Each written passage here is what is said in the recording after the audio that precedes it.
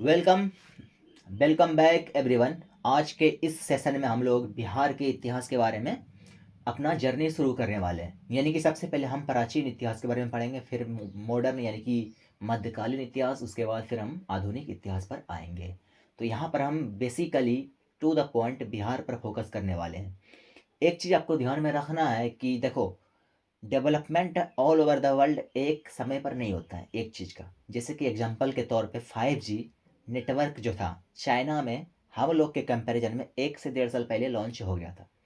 उसी तरह से कुछ चीज़ें ऐसी यहाँ पर आएंगी जो बिहार में बाद में हुई, लेकिन बाकी रीजन में वो पहले हो गया था। जैसे एग्जाम्पल के तौर पे इंडस वैली सिविलाइजेशन, जिसको हम हड़प्पन सभ्यता बोलते हैं, वो कहाँ पर था? वो पाकिस्तान और राजस्थान या वाला जो रीजन है ना, वहाँ पर वो सभ्यता थी, लेकिन बिहार में उसका कुछ भी उस समय तक अंश नहीं था। तो इसीलिए हम यहाँ पर उसको कवर नहीं करेंगे। जो बिहार में था हम बिहार वाले को ही कवर करेंगे। तो प्राचीन इतिहास को पढ़ने के लिए इसको हम देखो कितने कैटेगरी में डिवाइड करेंगे, ताकि आपको इजीली समझने में आसानी हो। देखो यहाँ पर सबसे पहले हम इसको 5 पार्ट में डिवाइड करके पढ़ेंगे। जैसे कि पाषाण काल, यहाँ पर सबसे पहले हम पाषाण काल, वैदिक काल, महाजनपद काल, यहाँ पर मौर्य और गुप्त वंश जो थे इसमें अलग कैटेगरी कर दी है इसको, और यहाँ पर बौद्ध और जैन, ये जो है ना, ये आर्ट एंड कल्चर इसको कह सकते हो। यहाँ पर धर्म के बारे में पढ़ेंगे।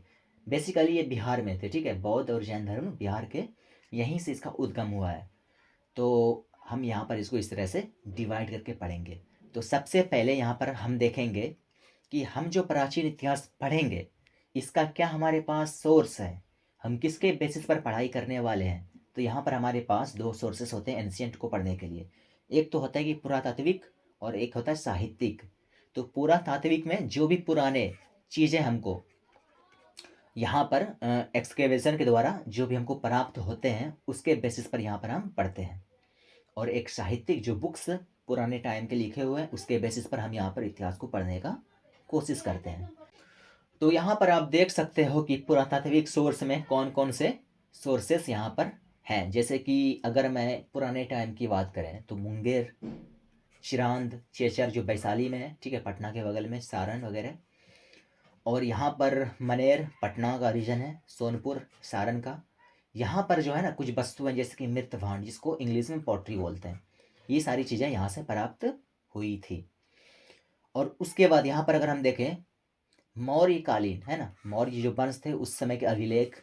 इसके अलावा अगर हम बात करें यहाँ पर देखो बराबर की गुफाएं, राजगीर, नालंदा, पाटलिपुत्र, विक्रमशिला से प्राप्त स्मारक, है ना, यहाँ से भी हमको बहुत कुछ पता लगता है बिहार के इतिहास के बारे में। उसके बाद यहाँ पर देखो खुदाई से प्राप्त सिक्के पुराने टाइम के, मन के मूर्तियाँ आदि प्रमुख, ये सब स्रोत हैं जिसके बेसिस पर हम लोग अध्ययन करते हैं। अब इसके अलावा, है ना, ये तो हमको यहाँ पर प्रूफ के तौर पे मिला कि हमको क्या क्या मिला, है ना, खोजने के बाद हमको क्या क्या चीज़ें मिले, उसके बेसिस पर हम लोग यहाँ पर पढ़ाई कर रहे हैं। इसके अलावा उस समय के जो पढ़े लिखे लोग थे या फिर कोई धार्मिक ग्रंथ थे, उसके बेसिस पर जो हमको नॉलेज मिलता है उसको बोलेंगे हम साहित्यिक स्रोत। यहाँ पर देख सकते हो इसके अंदर में, जैसे कि रामायण, महाभारत। हालांकि इसको हम इंक्लूड नहीं करते इतिहास में, लेकिन हम बिहार के इतिहास में इसको यहाँ पर आपको बता दे रहे हैं। एग्जाम में इसका उतना रेलिवेंसी नहीं है। पुराण, ठीक है, ये है, ठीक है, इसको लिखा गया था, तो इसका यहाँ पर थोड़ा सा ऑथेंटिकेशन है। फिर यहाँ पर बौद्ध रचनाएं, बौद्ध धर्म के जो ग्रंथ हैं जिसको हम यहाँ पर देख सकते हैं, अंगुत्तर निकाय, दीर्घ निकाय, और यहाँ पर है विनय पिटक। फिर यहाँ पर जैन रचनाएं जिसमें भगवती सूत्र है। तो ये सब जो धार्मिक ग्रंथ है ना, इसके बेसिस पर भी हम लोग बहुत कुछ जान पाते हैं किसके बारे में, बिहार के बारे में। इसके अलावा यहाँ पर कुछ फॉरेनर थे जो बाहर से आए थे भारत में, ठीक है, भारत में यात्री के तौर पे आए थे, और यहाँ पर कुछ पढ़ाई करने के लिए भी आए थे। तो वो लोग अपने बुक में जो लिखते हैं, जैसे कि यहाँ पर मेगास्थनीज इंडिका में लिखते हैं, फाइयान, ठीक है, इत्सिंग, हेनसांग, ये सब जो यात्रा करते हैं अपनी यात्रा के दौरान भारत के बारे में बहुत कुछ यहाँ पर ये वर्णन करते हैं। तो उसके बेसिस पर भी हमको बहुत कुछ बिहार के बारे में नॉलेज मिलता है। इसके अलावा यहाँ पर कौटिल्य, जिसको हम लोग चाणक्य के नाम से भी जानते हैं, ठीक है, कौटिल्य के अर्थशास्त्र, यहाँ पर अर्थशास्त्र बुक का नाम है, ठीक है, यहाँ पर अर्थशास्त्र इकोनॉमी मत समझ लेना, ये बुक का नाम है। तो यहाँ पर अर्थशास्त्र एवं स्थानीय लेखकों के विवरण से प्राचीन बिहार के इतिहास का जो है ना बहुत ही विस्तृत जानकारी हमको मिल जाता है। तो इस बेसिस पर हम लोग इसका पढ़ाई करने वाले हैं, ठीक है। तो यहाँ पर जो हम लोग को पता चला कि हम मेरा सोर्स क्या है, हम किसके बेसिस पर इतिहास को पढ़ रहे हैं, उसके बाद हम यहाँ पर जो क्लासिफिकेशन किए थे कि पाषाण काल, ठीक है, इसके बाद महाजनपद, उसके बाद साम्राज्य था, वंश जो था मौर्यन वंश था, गुप्त वंश था, उसके बाद फिर धर्म के बारे में, इन सभी के जो पार्ट में हम लोग डिवाइड किए हैं अपने पुराने यानी कि प्राचीन इतिहास को, उसमें सबसे पहले हम पाषाण काल में के बारे में पढ़ेंगे। इसको हम लोग इंग्लिश में स्टोन एज भी कहते हैं, ठीक है। स्टोन एज इसलिए कहते हैं कि यहाँ पर हम लोग जो हथियार या फिर कुछ भी टूल यूज करते थे वो स्टोन से बने होते थे। तो देखो यहाँ पर आपको मैं टाइम इसलिए नहीं बता रहा हूँ कि स्टोन एज जो है ना बाकी रीजन में कुछ और टाइम में ही शुरू हो गया था और यहाँ पर कुछ और टाइम में शुरू हुआ था, क्योंकि डेवलपमेंट हर जगह एक टाइम पर नहीं होता। जैसे कि मान लो जब आर्यन का इन्वेजन हुआ था तो वो भारत के जो है ना नॉर्थ वेस्टर्न जो पार्ट थे वहाँ पर आए थे सबसे पहले, तो वहाँ पर डेवलपमेंट पहले हुआ।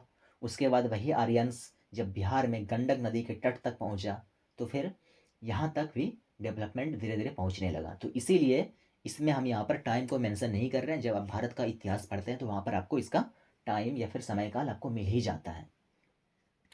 तो सबसे पहले हम यहाँ पर देखेंगे पूरा पाषाण काल, है ना। पाषाण काल को हम डिवाइड कर रहे हैं 3-4 पार्ट में। उसमें सबसे पहला पार्ट है पूरा पाषाण काल। तो इस काल में मानव आखिर तक यानी कि जो कुछ भी मिलता था खाने के लिए ये खा लेते थे, और खाद्य संग्राहक जो भी जंगल में मिले इसके इसके ऊपर ही डिपेंड होते थे। यहाँ पर कुछ भी हम लोग उगा के नहीं खाते थे, क्योंकि ये बहुत पहले का टाइम है, लगभग 1 लाख ईस्वी पूर्व के पहले का ही ये बात है। तो इसका जो सबूत है ना हमको मिलता है यहाँ पर दक्षिण बिहार के मुंगेर, नालंदा। यहाँ पर कुछ बड़े खुदरे पत्थर के कुल्हाड़ी हमको प्राप्त हुए, जिसके बेसिस पर हम लोग कह सकते हैं जैसे चाकू, खुरपी आदि भी प्राप्त हुए हैं इस लोकेशन से, मुंगेर नालंदा से, ठीक है। और इसका जो टाइम पीरियड है ये लगभग 1 लाख ईस्वी पूर्व का ये बात हो रहा है, ठीक है, 1 लाख BC का। तो आप यहाँ पर देख ही सकते हो कितना पुराना ये बात है। इसके बाद यहाँ पर क्या है, पाषाण काल में पूरा पाषाण, और इसके बाद यहाँ पर इसको मध्य पाषाण काल में हम डिवाइड करते हैं। तो मध्य पाषाण काल में देखते हैं, इसमें जो है ना इस काल में मानव आखिर तक खाद्य संग्रह तो था ही, इस समय पे मध्य पाषाण काल के टाइम पीरियड में ही पशुपालन, ठीक है, पशुपालन को भी शुरू कर दिया गया था। यानी कि पशु को पालना इंसानों ने शुरू कर दिया था इस समय। और जो पशु में सबसे पहला जो पशु पाला गया था वो कुत्ते को पाला गया था। यहाँ पर देख सकते हो, है ना, कुत्ता जो है ना इसका डोमेस्टिफिकेशन सबसे पहले हुआ था यहाँ पर। तो यहाँ पर आप इसको ध्यान में रखना, ये काफ़ी इम्पोर्टेंट है कि इतिहास में, है ना, प्राचीन भारत में सबसे पहले किस जानवर को डोमेस्टिफिकेशन किया गया था, यानी कि पशुपालक के तौर पे यूज किया गया था। इसके बाद यहाँ पर देखो दक्षिण बिहार जहाँ पर मुंगेर आते हैं, यहाँ से छोटे आकार के तेज धार वाले औजार प्राप्त हुए। तो यानी कि मुंगेर का काफ़ी सिग्निफिकेंट है। अगर एंशियंट हिस्ट्री की बात करें तो वहाँ पर काफ़ी सारे हमको सबूत मिलते हैं जब हम खुदाई करते हैं वहाँ पर। और ये अवशेष जो है ना लगभग 40,000 से लेके 10,000 ईस्वी पूर्व के बीच का ये टाइम पीरियड है। और इसके बाद मध्य पाषाण काल के बाद हमारा आएगा टाइम पीरियड। हम यहाँ पर देखो नीचे आते जा रहे हैं, है ना। यानी कि सबसे पहले हम 1 लाख BC के टाइम को देखें, उसके बाद यहाँ पर देखें हम 40,000 से 10,000 BC के बीच का टाइम। इसके बाद यहाँ पर नव पाषाण काल को देख रहे हैं, ठीक है। तो इसमें देख लेते हैं नव पाषाण काल में क्या क्या इसका सिग्निफिकेंस है। इस काल में मानव खाद्य उत्पादक हो गया था, यानी कि यहाँ पर फसल को उगा कर खाने लगे थे, है ना। इससे पहले क्या था, जो कुछ मिला जंगल में उसको खा रहे थे और पशु को पालना शुरू कर दिए थे। लेकिन अब हम लोग यहाँ पर नव पाषाण काल के टाइम पर हम लोग खाद्य पदार्थ को का उत्पादन भी करने लगे थे, यानी कि खेती। इसका मतलब यहाँ पर है खेती से। इसके अलावा यहाँ पर मानव बस्तियों में निवास करने लगा था, यानी कि इससे पहले क्या था कि आज हम यहाँ पर रह रहे हैं किसी एक लोकेशन पे, कल खाने के लिए किसी दूसरे लोकेशन पर मूव कर गए, फिर तीसरे लोकेशन पर, इस तरह से बंजारे की तरह रहते थे। लेकिन अब यहाँ पर क्या था कि मानव बस्ती जो है ना बसाना शुरू कर दिए थे, यानी कि एक जगह पर कई लोग रहते थे और वहाँ पर ही खेती करके लोग खाना यानी अपना भरण पोषण करने लगे थे। नव पाषाण काल के अवशेष बिहार के मैदानी भागों से प्राप्त हुए, ठीक है। तो इसे मेजरली क्या आएगा आपका, गंगा का जो किनारे का रीजन है और ये नॉर्थ पार्ट ऑफ बिहार। तो इस रीजन में पूरा प्लेन एरिया है, तो इसीलिए यहाँ पर देखेंगे, जैसे देखो सारण डिस्ट्रिक्ट में चिरांद है, यहाँ से मिलता है हमको अवशेष। वैशाली में चेचर है, मनेर पटना में है, शनुआर जो रोहतास से हमको प्राप्त होता है। ठीक है, तो ये सब यहाँ पर जो पत्थर एवं हड्डियों से बने औजार हमको प्राप्त होते हैं इस टाइम पर, नव पाषाण काल में। तो आपको ये चीज़ ध्यान में रखना है। इसके अलावा कैमूर की पहाड़ियों से नवादा और जमुई की गुफाओं में चित्र प्राप्त हुए। ठीक है, यहाँ पर जो है ना, इसको बोलते हैं रॉक इनग्रेविंग, यानी कि पत्थरों से चट्टान पर कुछ हम लोग जो है ना इनग्रेव करके, यानी कि वहाँ पर समझो पत्थर को रिमूव करके वहाँ पर कुछ लिखा जाता है ना, खोद के कह सकते हो आप। तो यहाँ पर इस तरह के कुछ हमको गुफा में चित्र प्राप्त हुए, जिससे हमको पता चलता है कि उस टाइम पर लोग कैसे रहते थे। ठीक है, कैसे रहते थे वहाँ पर लोग, उसी को चित्रण करके गुफाओं में उसका चित्र बनाया गया था। तो आप इसको यहाँ पर देख सकते हो। इसके अवशेष हमको लगभग 2500 ईस्वी पूर्व मिला है। कहाँ पर? इन सभी लोकेशन पर, कैमूर की पहाड़ियों में, नवादा, जमुई, इन सभी के गुफाओं में। इसके बाद यहाँ पर देखेंगे सबसे आखिरी जो इसका विभाजन है ये है ताम्र पाषाण काल। तो इसका यहाँ पर देख लो लोकेशन, चिरांद, सोनपुर, ताराड़ी, चेचर, मनेर, सनवार आदि से ताम्र पाषाण काल के अवशेष मिले हैं। इस काल में पत्थर के औजार के अतिरिक्त ताम्र उपयोग के परमाणु भी मिलते हैं। ठीक है, इसका मतलब यहाँ पर तांबे का भी यूज किया गया है पत्थर के साथ में इस काल में।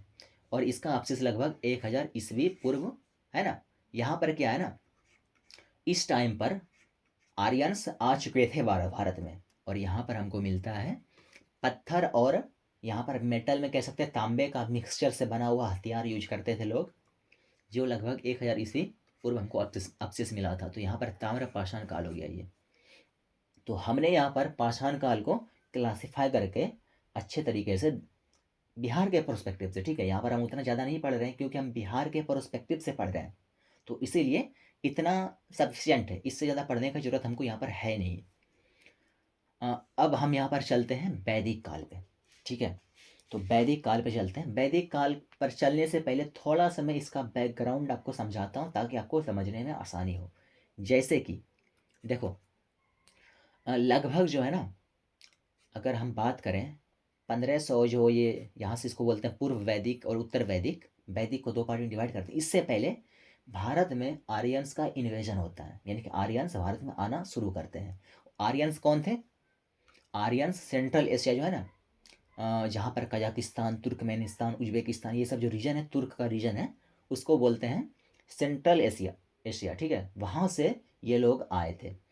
तो उसी समय जो है ना इंडस वैली सिविलाइजेशन ख़त्म हो चुका था, उसके बाद इन्वेजन होता है और यहाँ पर ये लोग यहाँ पर वैदिक सभ्यता की स्थापना करते हैं।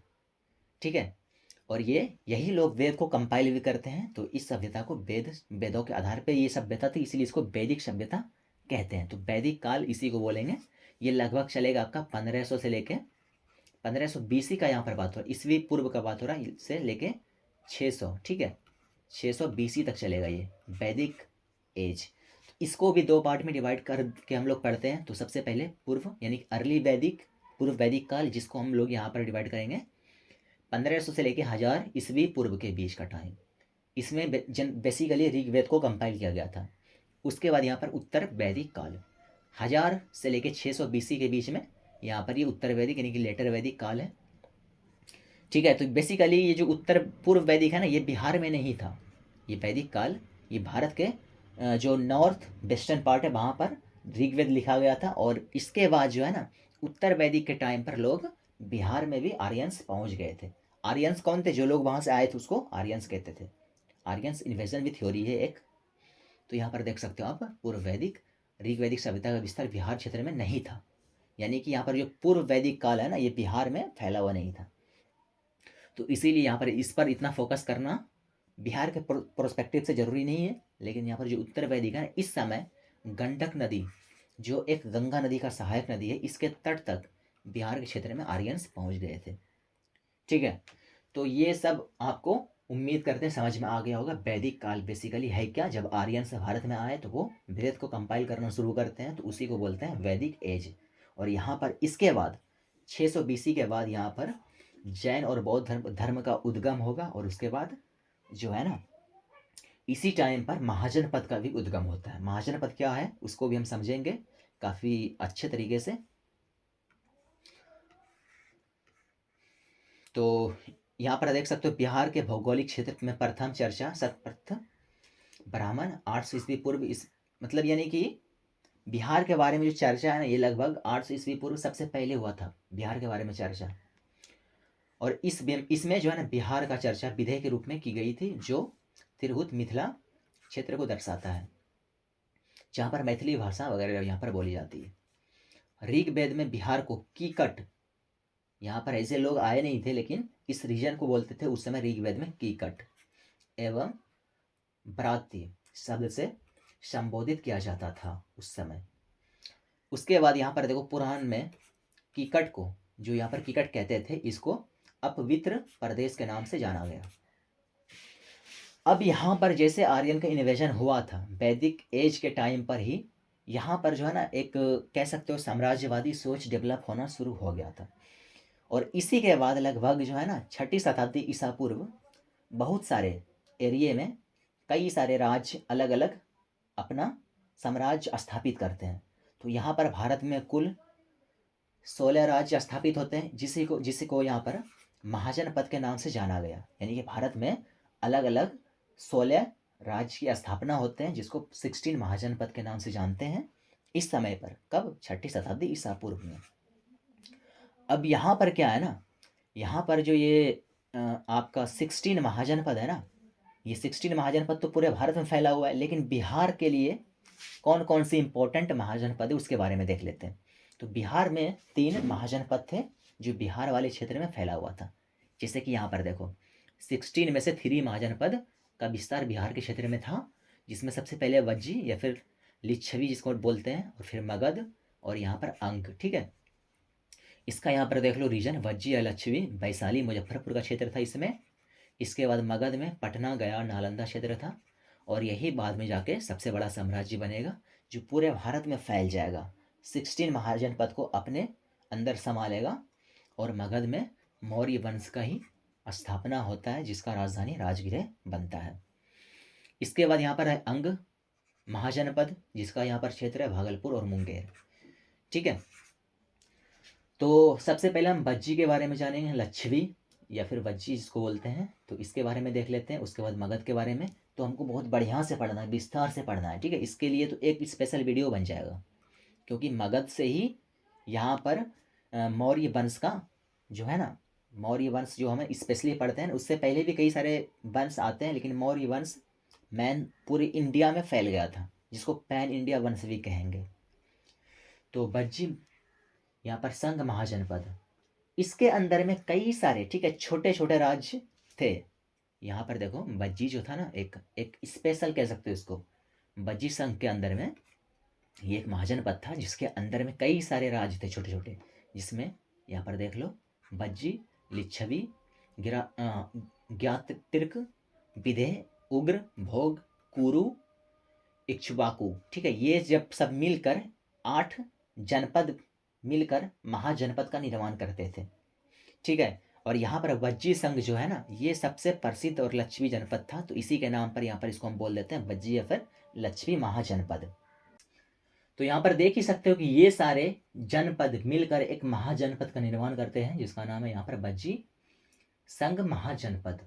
अब यहाँ पर इसका एक राजधानी भी होना चाहिए, जहाँ पर इसका पूरा मतलब एडमिनिस्ट्रेटिव कार्य होना चाहिए। तो यहाँ पर लच्छवी की राजधानी वैशाली थी, एक शहर था उस समय वैशाली जो इसका राजधानी है, और इस नगर का स्थापना राजा विशाल के द्वारा यहाँ पर किया गया था। तो इसको याद रखना काफ़ी आसान है, वैशाली विशाल काफ़ी सिमिलर है नाम, तो इसीलिए इसको याद भी रख सकते हो आप। इसके अलावा इस यहाँ पर महाजनपद में विदेह और ज्ञातिर्क इम्पोर्टेंट यहाँ पर संघ थे। अगर हम यहाँ पर बात करें विश्व के प्रथम गणतंत्र की, तो इसका श्रेय यहाँ पर वज्जी और लच्छवी को दिया जाता है। सबसे पहला ये विश्व का गणतंत्र था। अब हम लोग चलते हैं आगे मगध पर। ठीक है, तो अगर हम मगध के बारे में देखें, इसके बारे में तो हम इतना पढ़ने वाले हैं कि मत पूछो, अभी बस इसका बेसिक आइडिया ले लेते हैं कि इसका ज्योग्राफी क्या था, कहाँ पर इसका लोकेशन था। ठीक है, तो मगध महाजनपद के बारे में देखो, मगध राजनीतिक, आर्थिक, भौगोलिक कारण से सभी महाजनपद से अलग था और अधिक शक्तिशाली भी था, क्योंकि ये गंगा के बगल में था और यहाँ से जो है ना व्यापार ट्रेड वगैरह क्या करते थे, और बाकी सबसे ये काफ़ी आगे निकल जाते हैं और सब पर कब्जा भी कर लेते हैं आगे चलकर। मगध की प्रारंभिक राजधानी गिरी गिरिब्रज या फिर राजगिर इसको कहा जाता है, ठीक है। अभी इसका नाम राजगीर है। यह 5 पहाड़ियों से घिरा नगर था, इसीलिए इसको राजधानी उस समय बनाया गया था, क्योंकि इस पर आक्रमण करना काफ़ी मुश्किल था किसी भी राज्य के द्वारा। मगध का विस्तार यहाँ पर देख सकते हो, पटना से गया का क्षेत्र था। तो पटना से लेके गया तक का जो क्षेत्र है ये मगध के क्षेत्र में आता था। नालंदा वगैरह सब इसी में आते थे। इसके बाद यहाँ पर मगध एवं अंग महाजनपद का वर्णन सर्वप्रथम अर्थवेद में मिलता है, ठीक है। तो अथर्ववेद में सबसे पहले इसका यहाँ पर डिस्क्रिप्शन मिलता है मगध और अंग महाजनपद के बारे में। अब हम लोग देखते हैं आखिरी बिहार का जो महाजनपद है इसके बारे में। तो यहाँ पर अंग महाजनपद के बारे में, अंग महाजनपद का विस्तार भागलपुर और मुंगेर के क्षेत्र में था। ये बाकी से काफ़ी छोटा था। अंग महाजनपद की राजधानी चंपा, इसका अभी का नाम है चंपानगर, ठीक है, जो भागलपुर के पास ही है, चंपानगर। तो उस समय इसका नाम था चंपा, तो चंपा उस समय अंग महाजनपद का राजधानी भी था। और अंग के अंतिम शासक बृहदत्त को हराकर मगध के शासक बिंबिसार ने अंग को मगध में मिला लिया था। तो ये मौर्य साम्राज्य के पहले ही अंग महाजनपद पार्ट बन गया था मगध महाजनपद का। तो यहाँ पर जो है ना हम बेसिक इसके बारे में जान गए हैं। अब यहाँ पर देखेंगे मगध राज्य का उत्कर्ष और उसके राजवंश। यहाँ पर कौन कौन से राजवंश का शासन होगा, यहाँ पर रामायण के बारे में भी थोड़ा सा, महाभारत के जो सोर्सेस से हमको पता चलते हैं कुछ, जैसे कि जरासंध के बारे में, इन सभी के बारे में भी चर्चा करेंगे।